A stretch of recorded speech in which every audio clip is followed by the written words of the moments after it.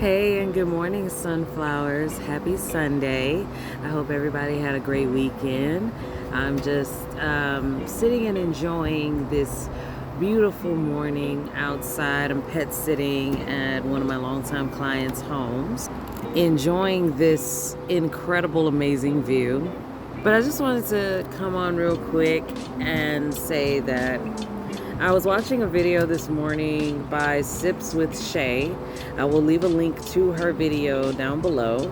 But she was speaking on how, unfortunately, her apartment caught fire recently and how she basically had to start completely over, and how basically she got a message from Spirit that said, when you need to move, you need to move. So she personally took it as a sign that Spirit was saying you need to make a change and you need to let go of what you think you need, because what you actually need is in store for you around the corner.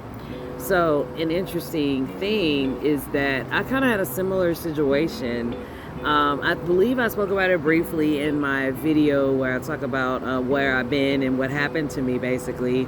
But long story short, similar situation. We didn't have an apartment fire, gratefully, but my husband and I were in a position where we were staying in an environment, because she mentioned that too. She mentioned how your environment does play a big part in what's expected of you and where you need to be.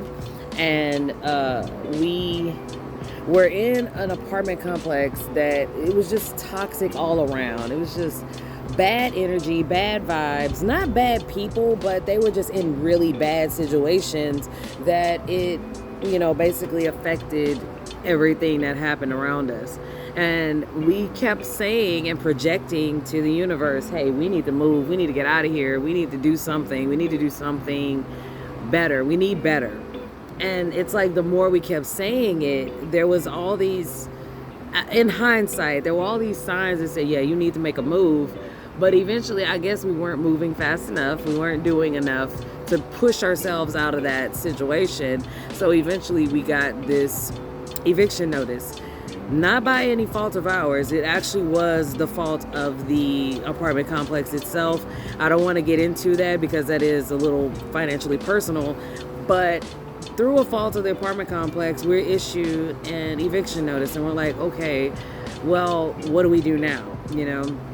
And it got to a point where it's like, well, you don't have a choice. You either you have to make a choice. You have to figure out where you're going to go. You got to figure out what you're going to do.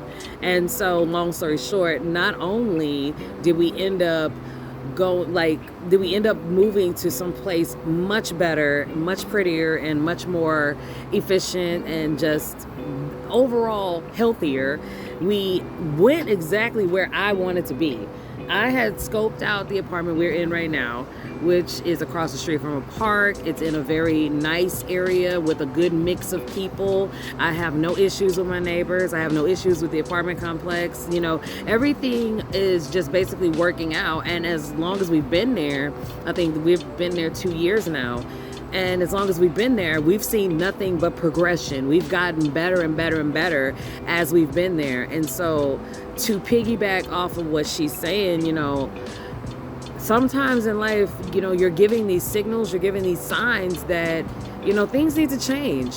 And, we have these complaints in our hearts that's like, these things need to happen, right? We're like, I notice this is happening to me. I see this is happening to me. I see it's happening around me. My environment is not helping me, and I don't feel healthy. I don't feel happy, and I don't feel I'm progressing towards a better way. I need something to shake, and I need something to make moves, right?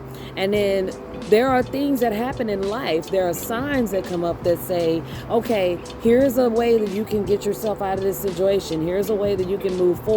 And unfortunately, some of us just don't listen to the signs, or we're not paying attention, or we don't know to what the signs are. We're not really focusing in on it. So we're just kind of waiting for something to happen, but when something happens, we're not seeing it until something extremely drastic happens. Then it's like, oh yeah, I don't have a choice now. So to all of my beautiful sunflowers, sometimes in life You have these instances when you are really in a crisis and you're really in a space where you know you need to make a change. Try your best not to wait until it's too late and you don't have another choice.